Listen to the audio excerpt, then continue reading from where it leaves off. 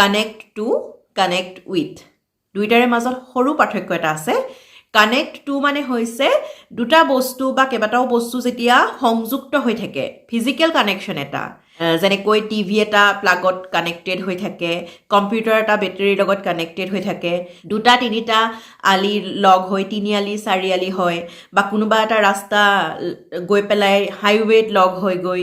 বা কেতিয়াবা ঘৰৰ ভিতৰৰ কৰিডৰ এটাই বেলেগ বেলেগ ৰুমবোৰ সংযুক্ত কৰি ৰাখে সেয়া হৈছে কানেক্টেড টু যেতিয়া বস্তুবিলাকৰ মাজত যোগসূত্ৰ থাকে সংযুক্ত হৈ থাকে ফিজিকেল কানেকশ্যন এটা থাকে সেইটো connected to the cable is connected to the battery যে সেই বেটাৰীটোৰ লগত কেবলডাল সংযুক্ত হৈ আছে connected to the laptop is connected to the printer যে প্ৰিণ্টাৰটোৰ লগত লেপটপটো সংযুক্ত হৈ আছে my phone is connected to the laptop যে মোৰ ফোনটো লেপটপটোৰ লগত সংযুক্ত হৈ আছে connected to the road is connected to the highway যে এই ৰাস্তাটো গৈ গৈ হাইৱেত লাগিছেগৈ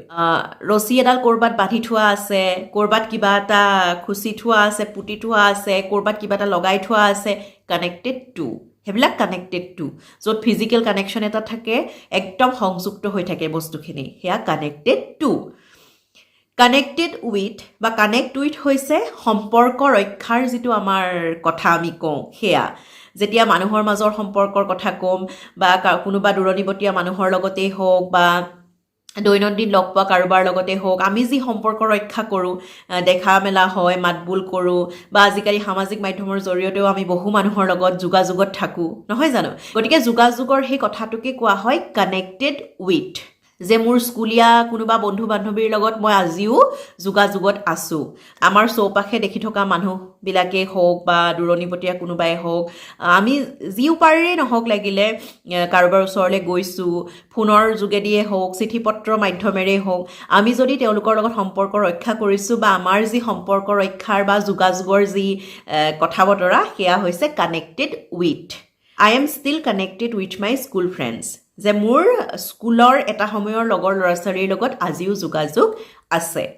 বা কেতিয়াবা এনেকুৱাও হয় যে মই পঢ়ি অহা স্কুলখনৰ লগত আজিও মোৰ যোগাযোগ আছে স্কুলখনলৈ যাওঁ খবৰ ৰাখোঁ তেতিয়াও connected with I am still connected with my school যে মোৰ বিদ্যালয়খনৰ লগত মোৰ আজিও যোগাযোগ আছে সেই সম্পৰ্কৰ কথা ক'বলৈ যাওঁতে কানেক্টেড উইথ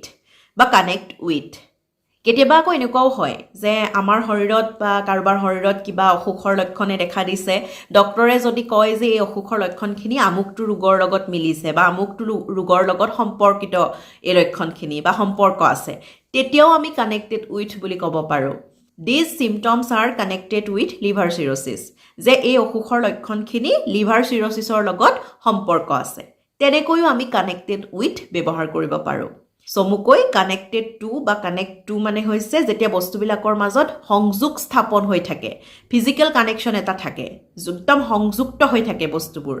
কানেক্টেড টু